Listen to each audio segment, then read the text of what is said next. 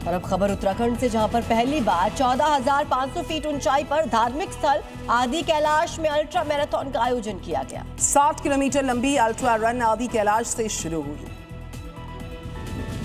बर्फ से ढंके पहाड़ों के बीच दौड़ते ये धावक इतिहास बनाने वालों में से एक है। 14,500 फीट की ऊंचाई पर हुई इस रेस में 800 लोगों ने हिस्सा लिया। महिला वर्ग में उत्तराखंड के पौड़ी गढ़वाल की धावक मीनाक्षी ने 60 किलोमीटर की अल्ट्रा मैराथन पूरी कर शानदार प्रदर्शन किया। इस मैराथन की एक खासियत ये भी है कि इस वजह से यहाँ पर जो गेस्ट हाउस सीजन में बंद होने लगते थे वो अभी गुलजार है। स्थानीय लोगों को रोजगार मिला हुआ है।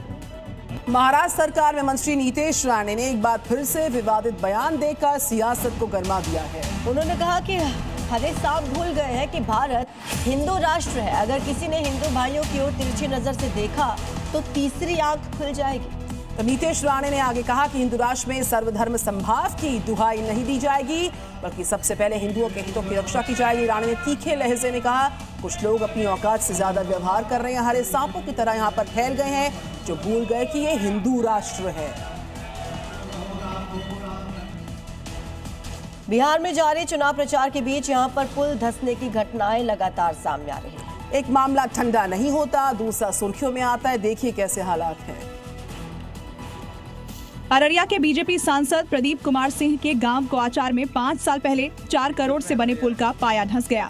परमान नदी पर बने इस पुल के धंसने से फारबिसगंज, सिकटी, जोगबनी और कुर्सा कांता का संपर्क टूट गया। 1.5 साल के भीतर ये तीसरी घटना है। पुल निर्माण की गुणवत्ता पर गंभीर सवाल खड़े कर दिए हैं। इससे पहले सिकटी में बकरा नदी पर 12 करोड़ रुपए की लागत से बना पुल 18 जून 2024 को गिरकर ध्वस्त हो गया था। राजस्थान के प्रसिद्ध खाटू श्याम मंदिर में भक्तों का ऐसा तांता लगा है कि भीड़ ने तमाम रिकॉर्ड तोड़ दिए। यहाँ पर लाखों लोग दर्शन के लिए पहुंच रहे हैं। खाटू श्याम जी मंदिर में लगी इस लंबी लाइन को देख आप समझ जाएंगे कि ये बाबा के भक्तों की ओर से उमड़ा श्रद्धा का सैलाब है। पिछले 3 दिनों में यहाँ पर 5 लाख से अधिक भक्तों ने बाबा श्याम के दर्शन किए हैं।